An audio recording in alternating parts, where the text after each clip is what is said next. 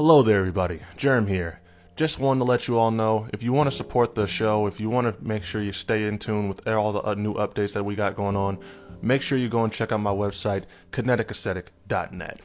On that site you can find a whole bunch of stuff related to the show. You can find a whole bunch of just little blog posts on all my episodes when they drop. You can use that to stay in tune, so make sure you never miss anything that I release. You can also find some merch that I got going on. Right now I just got some necklaces going on. There's some hot shit. You should go check it out. But if you want to stay in tune, like I said, just make sure you go and check out kineticaesthetic.net. Once again, that is kineticaesthetic.net. This is your boy Germ saying, I appreciate you for doing it.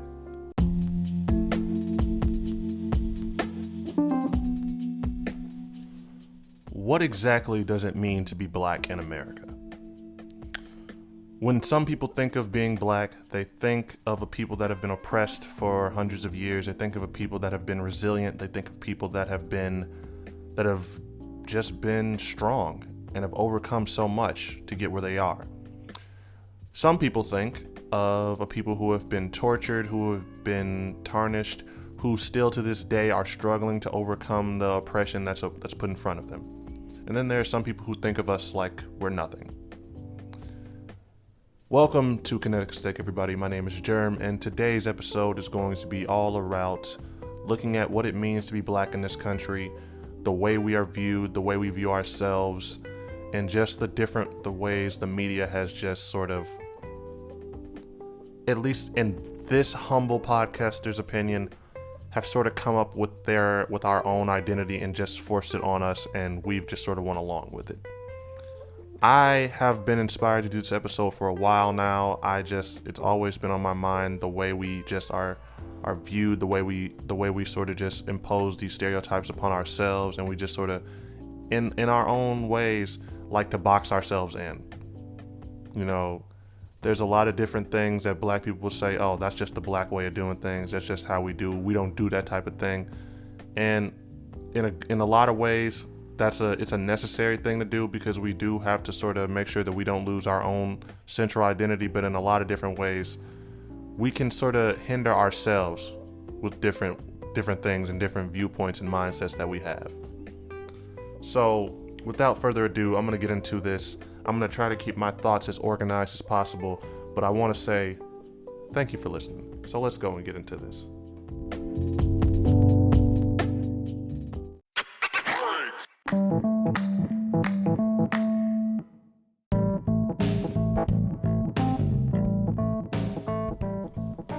Now, to start things off on this episode, I want to talk about the way we are portrayed, the way we are viewed, and the way the media influences the way we see ourselves and the way the world sees us. Now, in America, if you watch the news, if you turn on your local channel's news at any time, especially if you live close to an inner city, you're going to see that a lot of times we are not shown or represented in the best light. For a lot of other different factors, a lot of times when you see crime, you're going to see a black face, and it's going to be publicized. When you see nonsense or ignorance, it's going to sometimes be a black face. That's why, and I don't mean that all the time. I mean that I take back, and I think back to, we ain't got no time for that. We ain't got time for that. That old viral clip of the lady who, after a fire, who was going through all that. You look at the clip of the man who had just had to fight off about an attempted rapist on his sister over somewhere in Lincoln Park. I can't remember where exactly it was. And he just goes off, there's a rapist running around in Lincoln Park, and why would you do that? You are so dumb.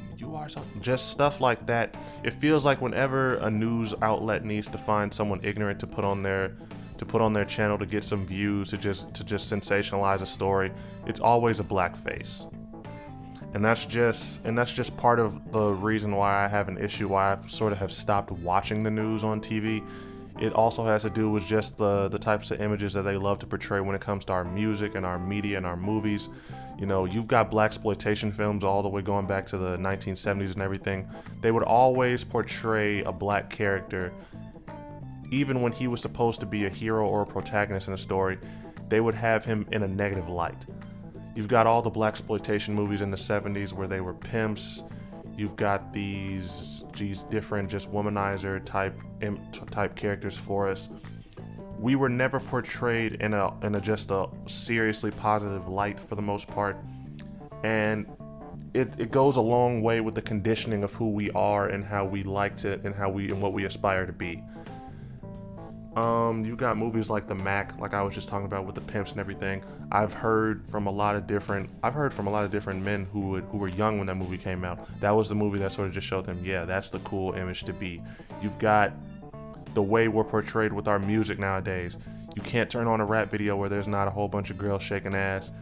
The artist is just showing off a whole bunch of jewelry and everything. He's showing off a whole bunch of gold teeth. He's bragging about a whole bunch of just negative shit that he's done, who he's had to shoot, who he's had to kill. And I understand that a lot of times these rappers are just telling their stories of what they had to grow up around, or what, because not all of them were doing all this stuff. A lot of times it's exaggerated about what they've seen and everything. But a big part of it that I don't feel like people talk about enough is how a lot of times these labels know what they're doing. They know what they're trying to look for in an artist, and they're not just looking for artists that are just clearly talking about this just because they think it's cool. They're looking for artists like that because they're easier to exploit, because it's easier to get an artist to sign a bad deal who comes from nothing, who doesn't have money, who has never had money. They're easier to control. They're easier to just sort of get under their finger and just have them do what they want. That's why it's as much as I don't want to excuse a lot of these artists that are portraying this image, that are sort of reinforcing these negative stereotypes, I also encourage people to be realistic and realize these artists are just sort of, for lack of a better term, they're chumps to these labels. These labels are just finding them. They're finding guys who are going to fit the image that they can control. And I do feel like, for the most part, it's a concentrated effort to just make sure that the black man's image is shown to be a certain way. You know, DaBaby is one of the biggest artists in the world right now. I hate to keep talking about this dude. I really do. And you look at what he's going through right now, and you look at what a lot of different artists that have been coming out to support him are saying and everything. They're coming out in support of this man. They find some of the most ignorant people, and they sort of just prop them up, and they sort of use them to represent, like, hey, this is what most black people are like. This is what you're supposed to be like. And you can say that it's harmless, that most people are going to be able to understand that that's not the case for all black men, but it's really not. You know, you see a lot of people who, and I'm only saying this from experience, because I remember when I was in college, I was in downstate Illinois. I'm going to tell people, I think I've said it before, once you leave the Chicagoland area, Illinois is pretty much a red state, in my opinion. A lot of conservative, a lot of Republican ideals and everything. You got people who have been graduating from classes of like 20 kids who have never seen a black person. Their only experience seeing a black person is on TV when we're being a rapper, when we're playing that role, or when they see us on the news as some type of criminal. So they don't have any other representation of us. You see that can really impact these people, because I can tell you so many times I've had people come up to me at a party. I'm just trying to have a good time. Oh man, I love black people. They love to just make it a point to talk to you, to just sort of just go out of their way to just be like, yeah, I'm down with you, I'm cool.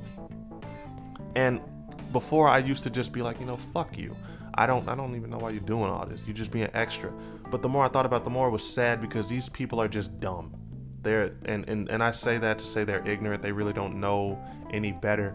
And I don't really have too much sympathy, because it's like I said, it's not my job to just sort of educate you on how all black people are not a monolith, how we don't all think the same, how we don't all dress the same, how we don't all have the same goals and aspirations. But the media plays a big part in just sort of just making people think that we're a monolith, that we're all supposed to think the same and dress the same. And it's why I feel like we have a lot of black young men, black young women who aren't even from the inner city, who aren't around a lot of the different trials and turmoils that you hear portrayed on a lot of our media and a lot of our music, especially rap. They're not from that, but they feel the need to sort of like I have to identify with that. I have to be like that. I have to sort of keep that image going. Even when they're from a safe neighborhood, got both parents at home, they're doing well, they have to sort of keep that image up, because that's what we see ourselves as. That's what we see as being lit. And it's sad at this point because we don't have enough alternative, I want to say, just black identities. You've got artists, and I'm just going to throw some out there, like Childish Gambino, Kid Cudi. These are artists who don't really fit that gangsta mold, who aren't with that, who don't even who go out of their way. Even Kanye, he don't fit that at all. And we all respect Kanye for his music, and we respect all these artists for their music and their artistic talents and everything. But even growing up, they used to talk about Tyler, the Creator, too. They used to talk about how they weren't necessarily embraced by their own fellow black communities because they didn't sort of fall into the stereotypical mold. And it's really sad that, you know what, we respect them and everything now when we're able to just see their talent flourish and thrive at the highest level. But there are so many dudes that are like them right now who don't have that type of platform, who don't have that type of artistic talent, who aren't ever really going to, who are probably going to always feel marginalized because they're going to just be like, yo, I don't fit anywhere. Myself, I grew up feeling that way because I never wanted to sort of fall into that mold of just, like, I remember back when I was growing up, there was niggas joining gangs. I'm in Bolingbrook, Illinois. This is a fucking suburb. Why are you trying to join a gang? Why is that your move? Why is that the image that you're going for? It's like your parents moved you out of the city to get you away from that shit, but you bringing it with you. So it was just so much. There's so much weird things that we just sort of idolize and embrace, and it feels like if you try to speak up on it or you try to talk about it, it's just like, nah, you just gotta, that's just how it is. And it's not. It doesn't have to be. No one's saying you have to become an Uncle Tom. You don't have to be like Tom from the Boondocks and just sort of start talking different or talk white or everything. But it comes to a point where you're holding yourself down. We don't have to have chains around our neck anymore. We're putting them on. We're not doing, the KKK doesn't have to terrorize us. We terrorize ourselves. And I hate to say that because I hate hearing people say things like that, but it's true. You really can't deny it. And once again, the media plays a big part of it. They know what they're doing. It's a concentrated effort, but I do feel like a big part of that is something that we need to address, is that we play into it. We don't do enough to show that we don't want that. And I feel like, and this is especially to all my, if you're from the hood, if you're from all that, I can't really tell you to not just sort of rep what you are. But if you're not from that, I think it's a bigger onus on us to just show that black people are not all the same. We're not all like that. There's not enough, Blackish, like TV shows like Blackish. That's why I like Blackish, even if I don't watch it a lot. It shows that we can be just sort of normal. We don't all have to be hardcore and like that. So that's my biggest issue when it comes to the media. That's what I'm getting at with that. It's on us for the most part. It's on us to just show, because it feels like the media has gotten to the point where they've created this identity for us, and we just sort of do what we can to live up to it. Like BET, I remember I had to stop watching BET once I figured out they weren't even owned by black people anymore.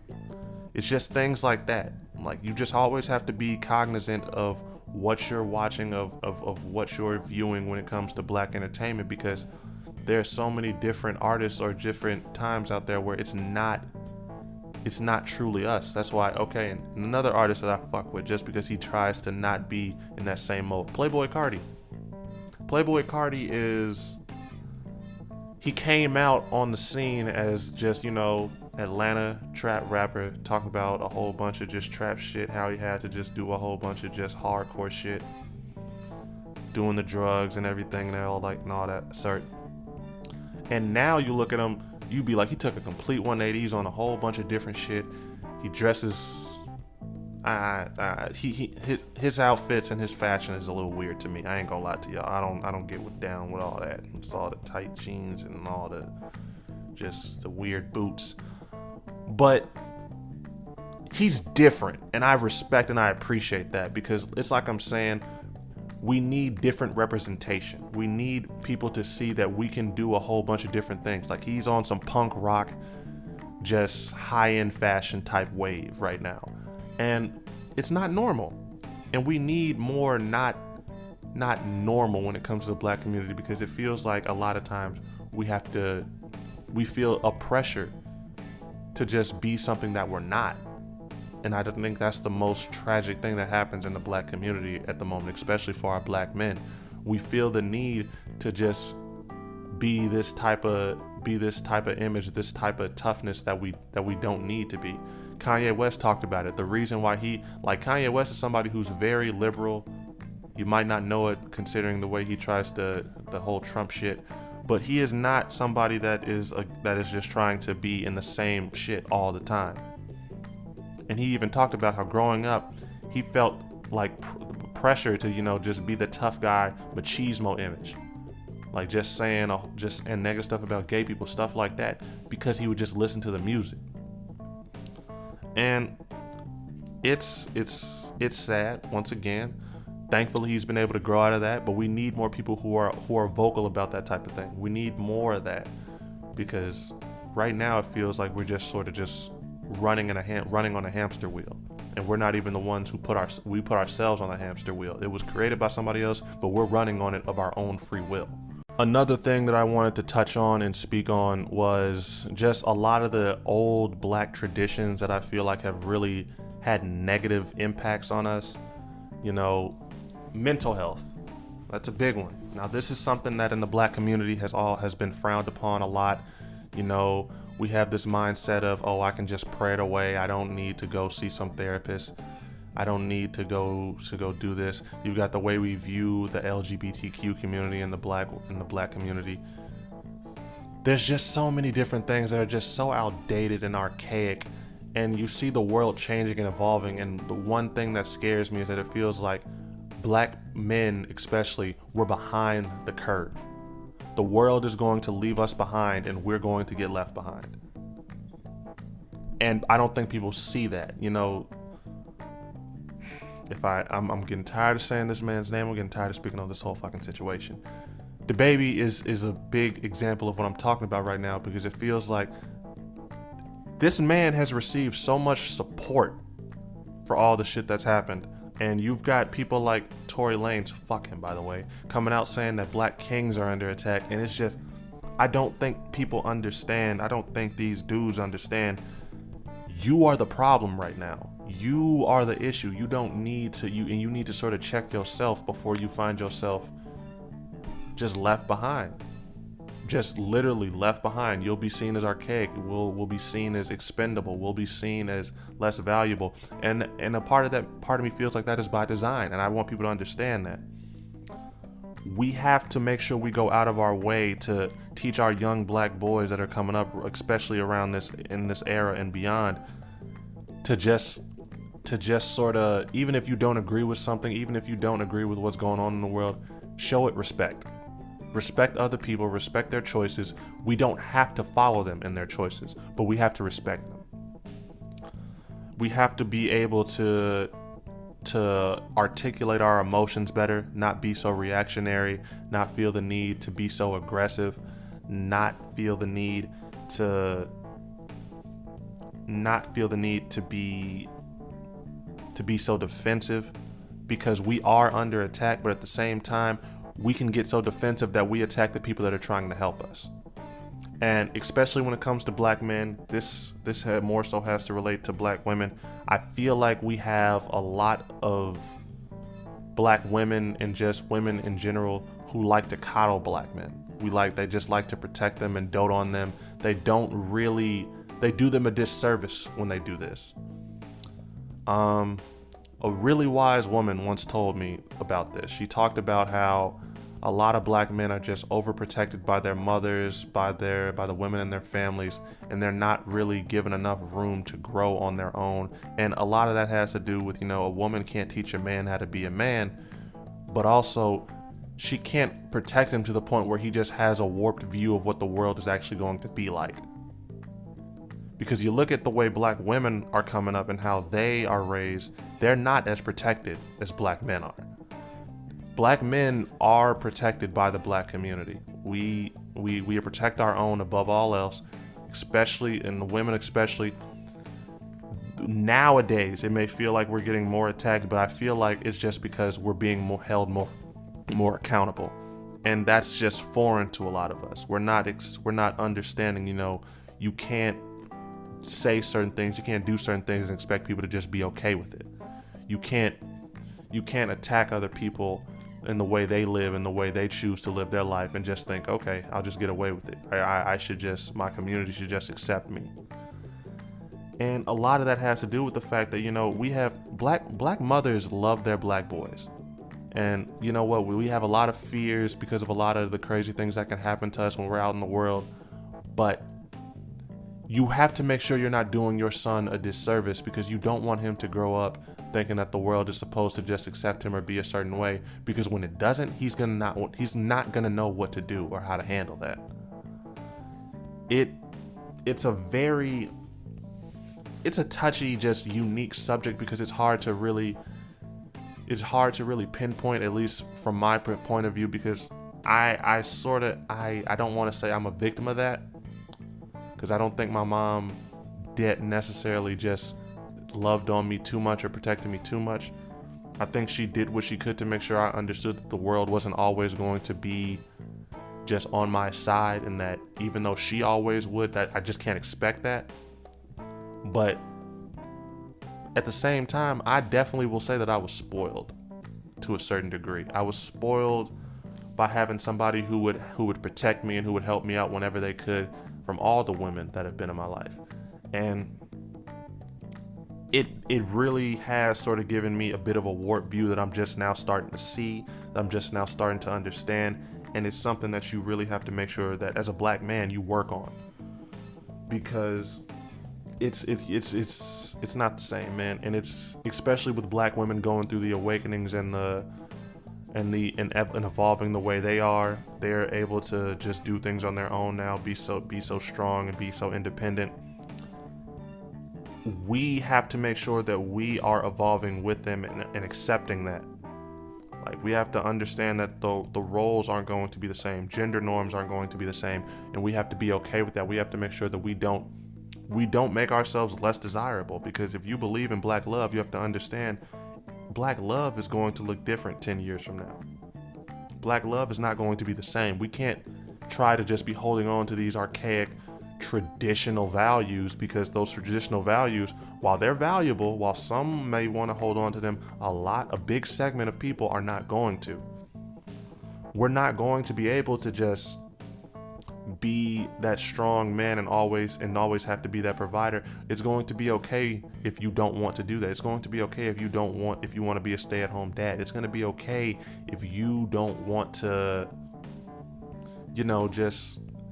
and I'm saying this as a woman, and I'm saying this from a woman's perspective. It's okay if she doesn't want to just do the same shit her mama was doing, do the same shit her grandma was doing. Because you look at the fucked up situation that the black community is in now, it's not necessarily their fault, those grandmothers and mothers' fault, but they might have in a way not done what they needed to do to help curb the issue that we're facing a lot.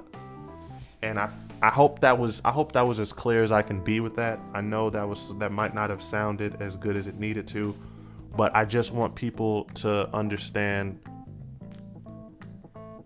Long story short, make sure you don't coddle your son too much. Make sure that you don't dote over him too much, that you don't overprotect him. Because when you overprotect him, you're doing a disservice. Because once that shield is gone, he's not going to know how to put up a shield for himself. He's not going to know how to defend himself. He's only going to know how to use his sword. You can't always have your shield in front of him. You have to give him a shield of his own. You have to teach him how to build that shield. It's something that, and I don't know if this is true for black men in other areas of the world, but especially in America, we're raised on love to the point where for some of us that love can be overwhelming. So all we know is that love, and we just expect that love from every black woman. We expect that love from we just expect that love. And when we don't get it, we just don't know what to do. So all my black mothers out there, if you got sons, just make sure you keep that in mind. All my black men, keep that in mind. And I'm not saying you gotta be mad at your mama for overprotecting you or anything like that, but you just gotta understand, it's not like the whole world is not gonna love you like your mama, especially not every black woman. She's not always gonna hold you down the way you think she's supposed to hold you down, because I think a lot of women have woken up in the past couple years, in the past decade, and just realized all that holding a man down shit ain't doing nothing for them. So keep that in mind, and that's really all I got to say about that aspect of it. All in all, for me, what I want you to take away from this episode is just that the black identity is at a crossroads. As this world continues to change and we continue to evolve, and we have different standards of what we expect from each other and how we expect to be treated by one another, we as the black community have to really understand that we need to change. And it's not to say that we need to conform, that we need to become more like the others, like we need to lose that sense of originality that is so unique about us, and the fact that we are all so used to marching to the beat of our own drum in this country. We just need to not allow ourselves to be left behind, to just sort of distance ourselves from some of these archaic viewpoints and mindsets that we have, because they're not going to do anything but harm us in the long run. Black men, we have to understand that continuing to hold some of these traditional values, some of these ideas of masculinity and of what we expect, how we expect the world to treat us or view us, some of that is going to just do nothing but damage the way we are viewed by people that we don't want to be opposed to. We're not going to do anything but distance ourselves from black women if we continue to hold some of these overly macho, overly tough ideas just so close to the chest. If we don't work on our ability to express our emotions and make it okay for black men to express their emotions and show their softer sides, we're going to do nothing but push black women away.